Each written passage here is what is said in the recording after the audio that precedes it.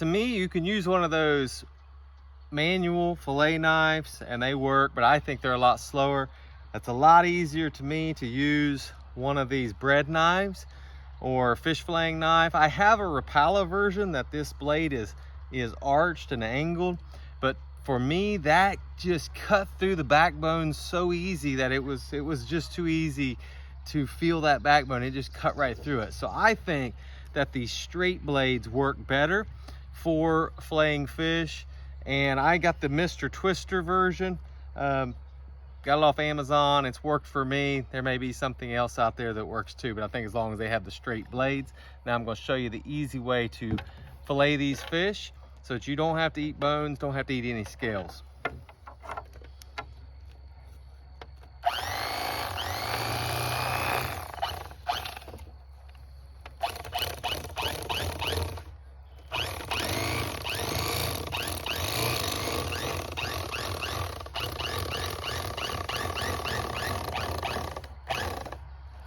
Make sure you don't cut through the end here, and then you can just flop that over, and then we're going to take this right off. Right, like that. And we'll do the other side here real quick. I can feel that backbone. Now turn it, follow this backbone.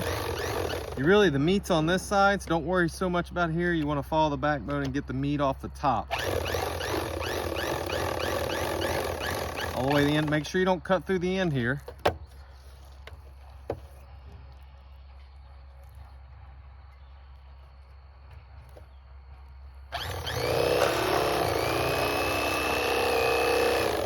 Right, like that.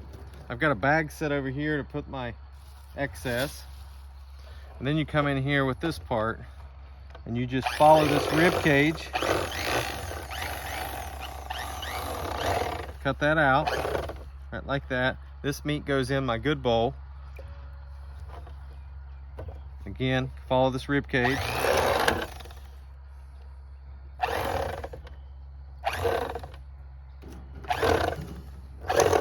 Okay. Now, I didn't used to do this, but there is a little meat right here that you can get. And if you come down, there's bones on this side. But if you come down here, you can take a little bit of that off. And there's some meat that you can get off of that. And that adds up if you have a lot of fish. So I recommend doing that little step. It's not a lot of meat, but it's like a little bit less than a bluegill.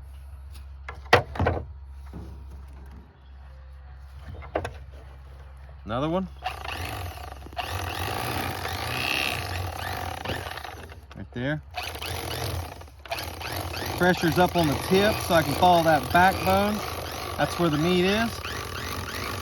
I'm not going full bore here. I'm kind of throttling the trigger.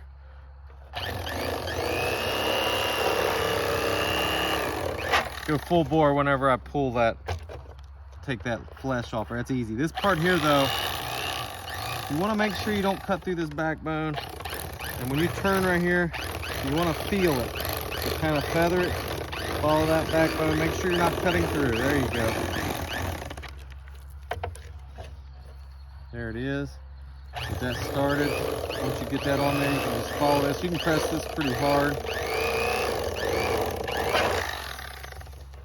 There we go.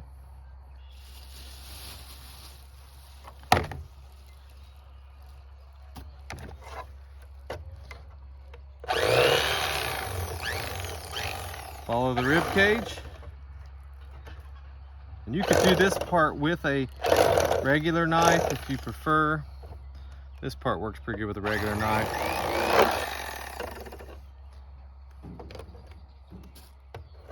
There's the part that goes in your clean bowl. Follow the rib cage here.